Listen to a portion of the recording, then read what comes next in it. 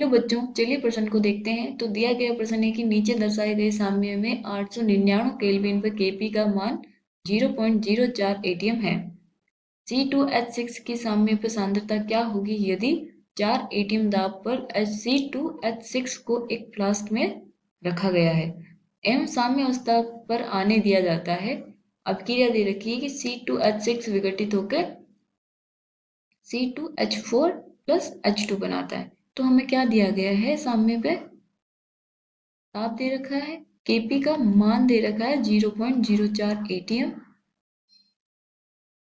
पूछा गया है कि C2H6 की साम्य पे सांद्रता क्या होगी यदि 4 एटीएम क्या है उसका प्रारंभिक दाब दिया गया है और जो ये हमारे पास अभिक्रिया दे रखी है वो क्या है, साम्य अवस्था में आएगी।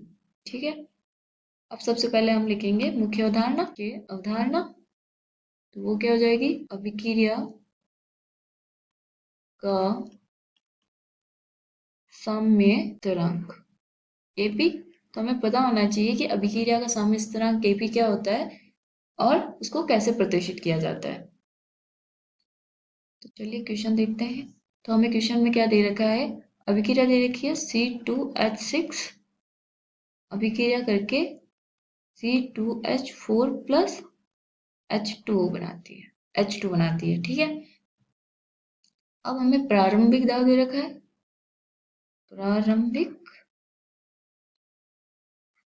दाब वो कितना है इसका 4 एटीएम, इसका कितना है 0।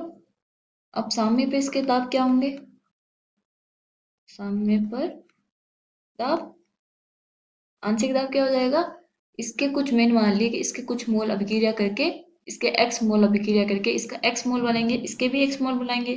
तो इसका मैंने मान लिया कि जो है दाब क्या हुआ, P कम हुआ, तो इसका P दाब कम हुआ तो इसके x मोल कम होने पे इसके x मोल बनते हैं। तो इसका भी दाब क्या हो जाएगा P और इसका भी क्या हो जाएगा P। और अब हमारे पास क्या दिया गया है Kp। तो अब Kp क्या होता है हमारा, उत्पाद का आंशिक दाब बटा अभिकारक का आंशिक दाब। तो वो क्या होता है PC2H4 गुणा PH2 बटा PC2H6। ठीक है, तो हमारे सामने पे दाब आंशिक दाब दे रखा है, ये रहा आंशिक दाब। Kp का मान कितना दे रखा है हमें 0.04। तो Kp का मान इसमें रख देंगे तो क्या आ जाएगा 0.04 बराबर उनके आंशिक दाब क्या है P गुणा P बटा 4 माइनस P।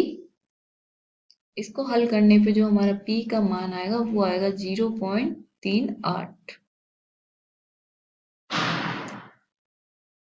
एटीएम। हमें क्या पूछा गया है, हमें पूछा गया है कि C2H6 के साम्य पे सांद्रता, मतलब कि ये वाला पूछा गया है। तो हम क्या करेंगे, यहाँ 4 माइनस P C2H6, तो वो क्या हो जाएगा 4 माइनस 0.38।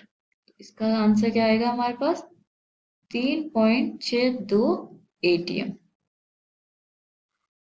आशा करती हूँ आपको समझ में आया होगा। धन्यवाद।